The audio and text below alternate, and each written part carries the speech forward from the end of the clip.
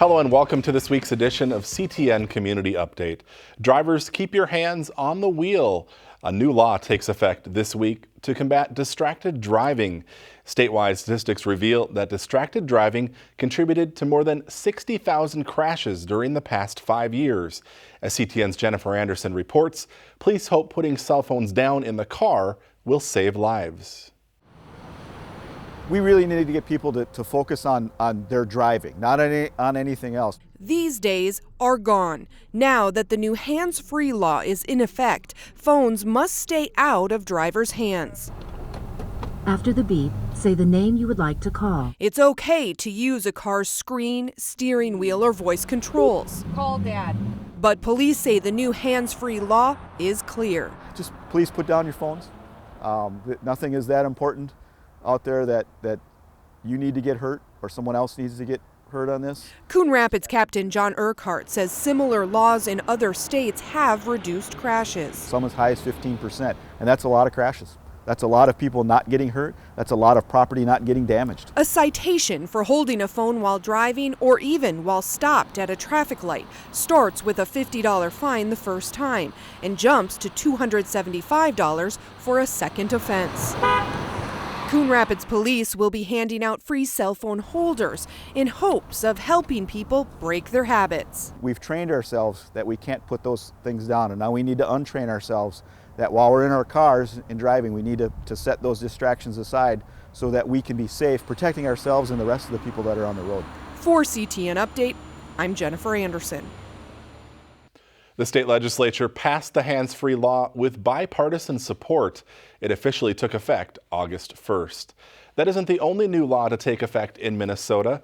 The so-called slowpoke law requires drivers to move out of the leftmost lane to allow others to pass. Failing to do so could result in a $50 ticket plus court fees. Also, the use of e-cigarettes and vapes are now subject to the same rules as cigarette smoking under the Minnesota Clean Indoor Air Act. E-cigarette use is now banned in all restaurants, bars, and almost all indoor workplaces and public places. A house fire late last week is driving home an important lesson on why you should always sleep with your bedroom door closed.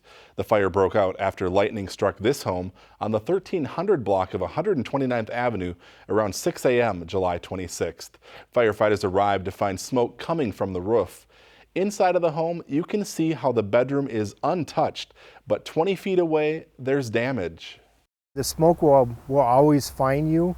So if you have the bedroom door, it's going to prevent the smoke from coming in easily, and it's going to have to come in around the door, and you're going to have extra time.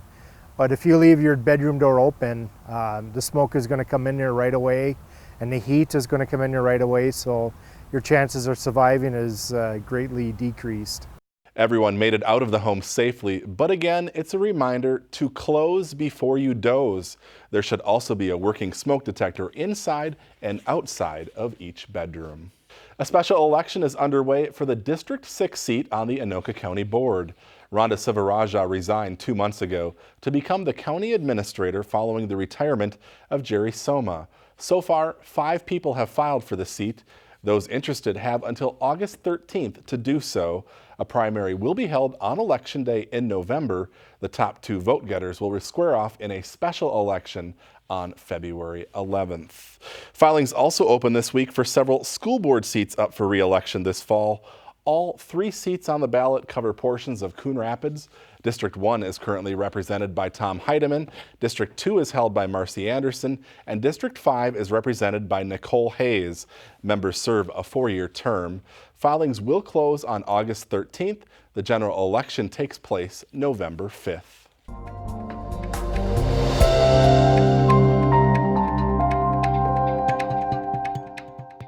During the dog days of summer, there's nothing better than an ice-cold treat to cool you down.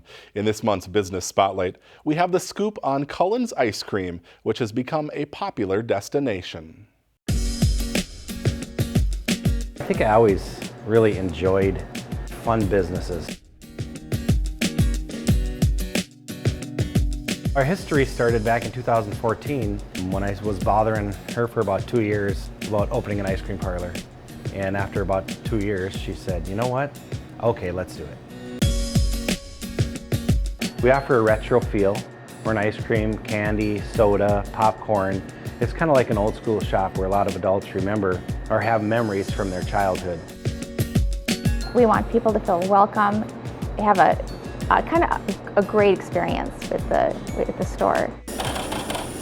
So we offer 32 flavors of ice cream over here. It's all hand scooped ice cream.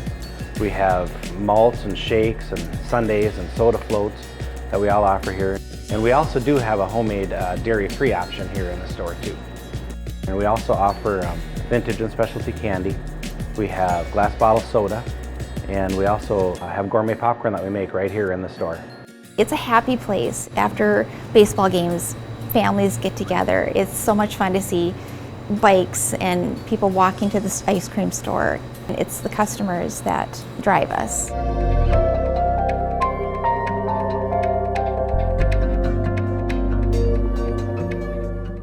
A special event that helps raise money for fallen and disabled members of the armed forces and their families is just 1 week away. The 9th annual Tee It Up for the Troops will be held on Friday, August 9th at the Bunker Hills Golf Club. The opening ceremony at 11:30 a.m. will feature performances by the Army Golden Knights parachute team, GB Layton and Matthew Griswold. Participants will then hit the greens for an 18-hole scramble. A dinner banquet will immediately follow golf. That ceremony, opening ceremony, is always a moving experience, and the public is welcome out there for free. That's going to do it for us today. We're going to leave you with a portion of the Vinnie Rose concert, which took place Thursday night at the Coon Rapids Dam. Thanks for watching.